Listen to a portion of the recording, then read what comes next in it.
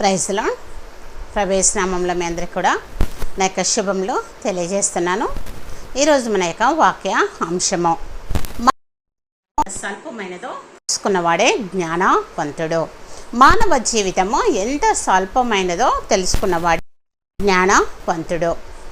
వాక్య భాగము మనం చూసినట్లయితే, సత్యము తెలియాలంటే మనిషి దేవుని వైపు చూడాలి.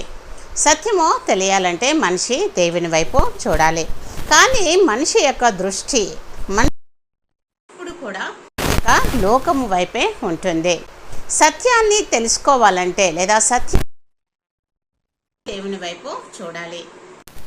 ఎప్పుడు కూడా లోకము వైపే ఉంటుంది. మనిషిలో ఉన్నటువంటి అజ్ఞానము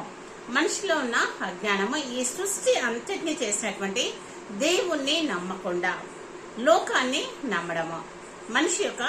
మనిషిలో ఉన్నటువంటి అజ్ఞానము ఏంటి అంటే, సృష్టి అంతటినీ చేసినటువంటి దేవుణ్ణి నమ్మకుండా లోకాన్ని నమ్మడము. మనిషిని చేసినటువంటి దేవుణ్ణి ప్రేమించకుండా ఈ యొక్క లోకాన్ని ప్రేమించడము. మనిషిని చేసినటువంటి దేవుణ్ణి ప్రేమించకుండా లోకాన్ని ప్రేమించడము. కానీ లోకంలో ఏమి ఉన్నది అనేది మనము బైబిల్లో ఏమి చెప్తుంది అనేది తెలుసుకుందాము. లోకంలో ఏమి ఉన్నది అనే దాని గురించి మనము బైబిల్లో చూద్దాము. 1 యోహాను రాసినటువంటి పత్రిక 2వ అధ్యాయము మనము 16-17 వచనంలో చూసినట్లయితే, లోకంలో ఉన్నదంతయు అనగా శరీరాశయు, నేత్రాశయు, జీవపు డంబమును తండ్రి వలన పుట్టినవి కావు, అవి లోక సంబంధమైనవే అని వాక్యము సెలవిస్తుంది. ఈ లోకంలో ఉన్నదంతా కూడా కేవలము శరీరాశ, నేత్రాశ, జీవపు డంబమై ఉంటుంది. ఇవన్నీ కూడా దేవుడి వలన పుట్టినవి కాదు, కానీ లోక సంబంధమైనవని దేవుని యొక్క వాక్యము మనతో వివరిస్తుంది. వాక్యమైనటువంటి దేవుడు మనతో మాట్లాడుతున్నాడు.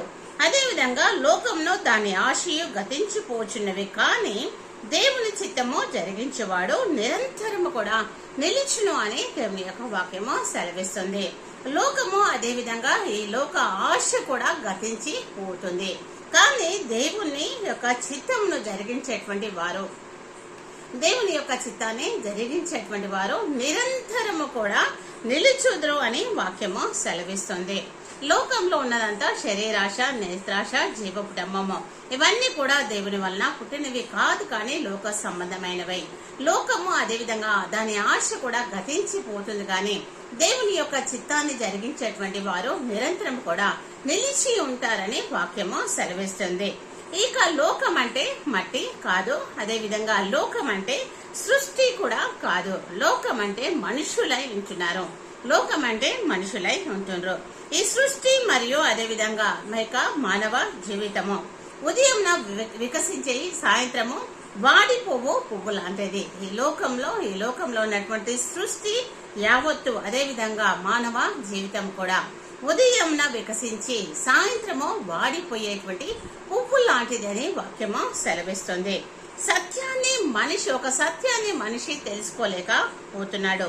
నిజమైన సత్యాన్ని ఒక మనిషి తెలుసుకోలేకపోతుండో, సర్వ సృష్టి అయిన దేవుని యొక్క మాటను కూడా గ్రహించలేకపోతున్నాడు మానవుడు. సృష్టికర్త అయినటువంటి దేవుని యొక్క మాటలను కూడా గ్రహించలేనటువంటి స్థితిలో మానవుడు ఉన్నట్టుగా మనము చూస్తున్నాము. దేవుని యొక్క సంగతులను ఒక వ్యక్తి గ్రహించాలి అంటే,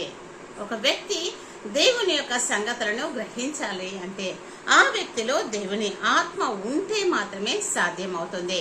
దేవుని ఆత్మ ఎవరైతే కలిగి ఉంటారో వారు మాత్రమే దేవుని యొక్క సంగతులను గ్రహించగలరు. దేవుని ఆత్మ లేనివాడు దేవుని యొక్క సంగతులను గ్రహించలేనటువంటి మానవుడుగా ఈ లోకంలో ఉంటాడు. మనం కొరింథీయులకు రాసినటువంటి పత్రిక, 1 కొరింథీయులకు రాసినటువంటి పత్రిక 2వ అధ్యాయము 14వ వచనం ఒకసారి మనము చూసినట్లయితే, ప్రకృతి సంబంధమైన మనుషుడు దేవుని ఆత్మ విషయములను అంగీకరింపడు, అవి అతనికి వెర్రితనంగా ఉన్నవి అని వాక్యము సెలవిస్తుంది. ఈ ప్రకృతి సంబంధమైనటువంటి లోకానుసారమైనటువంటి మనుషుడు దేవుని యొక్క ఆత్మ విషయములను అంగీకరింపడు, అవి అతనికి వెర్రితనముగా ఉన్నవి అని దేవుని యొక్క వాక్యము వివరిస్తుంది. వాక్యమైనటువంటి దేవుడు మనతో మాట్లాడుతున్నాడు. అవి ఆత్మను అనుభవము చేతనే వివేచింప తగును కనుక అతడు వాటిని గ్రహింపజాలడు అని వాక్యము సెలవిస్తుంది. ఆత్మ ఉంటే కానీ, దేవుని యొక్క ఆత్మతో నింపబడితే గాని ఈ లోకంలోనేటువంటి సంగతులను మాత్రమే, ఈ లోక సంగతులను మాత్రమే దృష్టి ఉంచేటువంటి మానవుడు ఆత్మ లేకుంటే, దేవుని యొక్క ఆత్మ లేకుంటే దేవుని యొక్క సంగతులను గ్రహింపడు అని వాక్యము సెలవిస్తుంది. దేవుని యందు విశ్వాసం ఉంచు వాడు మాత్రమే, దేవుని యందు విశ్వాసం ఉంచినటువంటి వారు మాత్రమే ఈ యొక్క దేవుణ్ణి ప్రేమించగలుగుతారు, దేవుని యొక్క సంగతులను అదే విధంగా గ్రహించగలుగుతారు. కేవలము దేవుని యొక్క ఆత్మ కలిగి ఉన్నటువంటి వారు మాత్రమే. అదే విధంగా మనము లోకాన్ని ప్రేమించడము, లోకాశలతో జీవించేటువంటి వారు, దేవుని యొక్క ఆత్మ ఉన్నటువంటి వారు మాత్రమే దేవుని సంగతులను గ్రహించగలరు.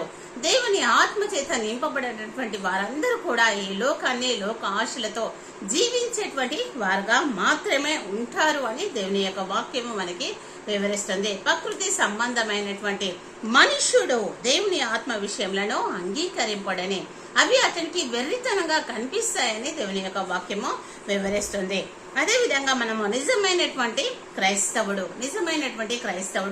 దేవుని ఆత్మ కలిగినటువంటి వ్యక్తి లోకము కొరకు జీవించడు. నిజమైనటువంటి క్రైస్తవుడు అదే విధంగా దేవుని యొక్క ఆత్మ కలిగినటువంటి వ్యక్తి ఈ లోకము కొరకు జీవించడు. తనను సృష్టించినటువంటి సృష్టికర్త కొరకు మాత్రమే జీవిస్తాడు. తనను సృష్టించినటువంటి సృష్టికర్తను గురించి మాత్రమే లోకంలో జీవిస్తాడు. అదే విధంగా ఈ లోకం అనేది ఎండిపోయినటువంటి గడ్డి లాంటిదై ఉంటుంది, వాడిపోయేటువంటి పువ్వు లాంటిది అయి ఉంటుంది. దేవుని యొక్క ఆత్మ కలిగిన వాడు మాత్రమే దీన్ని గ్రహిస్తాడు. గడ్డి ఎండిపోతుంది, పువ్వు రాలిపోతుంది, కానీ మానవుడు దేవుని యందు నిలిచి ఉంటే నిరంతరము జీవించేటువంటి వాడుగా, నిత్య జీవము పొందుకునేటువంటి వారుగా ఉంటారు అని దేవుని యొక్క వాక్యము సెలవిస్తుంది.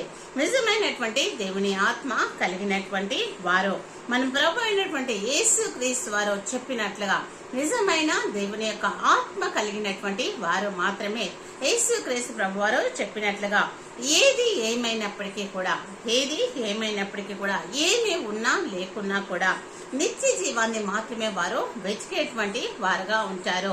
దేవుని యొక్క ఆత్మ కలిగినటువంటి వారు ఎలాంటి స్థితిలో, గతిలో, పరిస్థితిలో ఉన్నప్పటికీ కూడా వారు కేవలము నిత్య జీవాన్ని మాత్రమే వెతికేటువంటి వారుగా ఉంటారు. పాపమును అదే విధంగా లోకమును విసర్జించి పరిశుద్ధమైనటువంటి జీవితాన్ని కోరుకునేటువంటి వారుగా ఉంటారు.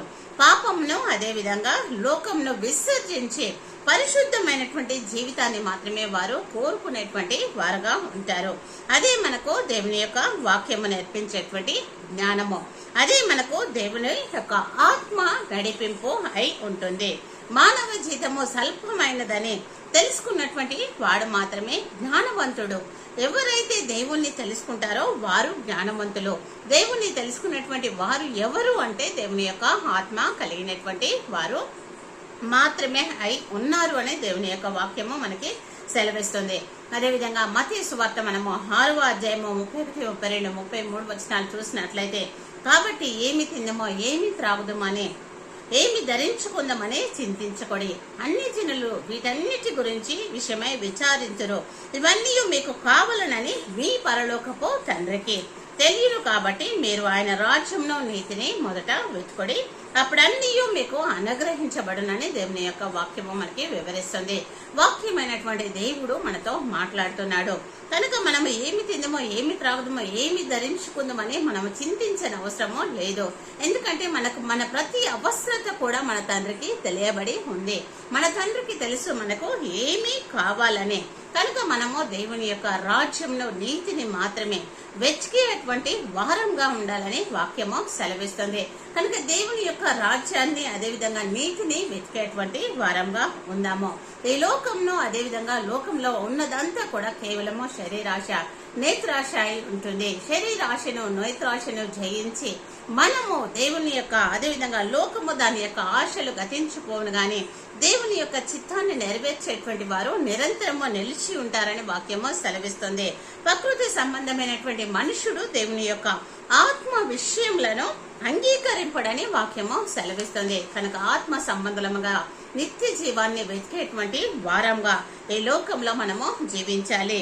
ఎండిపోయినటువంటి గడ్డి లాంటిది, అదేవిధంగా గతించిపోయేటువంటి లోకాన్ని కాక స్థిరమైనటువంటి శాశ్వతమైనటువంటి నిత్యమైనటువంటి పరలోక రాజ్యాన్ని మనము కోరుకునేటువంటి వారంగా ఉండాలి. ఎప్పుడు ఈ విధంగా ఉంటామో అంటే దేవుని యొక్క ఆత్మను కలిగి నిత్య జీవాన్ని వెతికేటువంటి వారు మాత్రమే, దేవుని చిత్తాన్ని జరిగించేటువంటి వారు మాత్రమే ఉంటారు. వారు మాత్రమే ఈ లోకపరమైన ఆశల మీద కానీ కోరికల మీద కానీ వీరు కలిగి ఉండరు అని దేవుని యొక్క వాక్యము సెలవిస్తుంది. కనుక మనకేమి కావాలో మన తండ్రికి తెలుసు. తండ్రి మనకు ఏమి కావాలో మనకు అనుగ్రహించే దేవుడై ఉంటున్నాడు. కనుక దేవుని మీద, దేవుని మనల్ని సృష్టించినటువంటి సృష్టికర్తను స్మరించుతూ దేవుని సన్నిధానంలో నిత్య జీవాన్ని కోరుకునేటువంటి వారంగా, ఎండిపోయేటువంటి వాడిపోయేటువంటి ఈ జీవితము కాకుండా శాశ్వతమైనటువంటిది, పరిపూర్ణమైనటువంటిది, సంపూర్ణమైనటువంటి దేవుని రాజ్యము కొరకు, నిత్య జీవము కొరకు జీవించేటువంటి వారంగా మనము ఉండాలి. ఎప్పుడైతే ఆ విధంగా ఉంటామో మనము నిత్య జీవాన్ని పొందుకోగలుగుతామో, పరలోక రాజ్యము చేరుకోగలుగుతాము.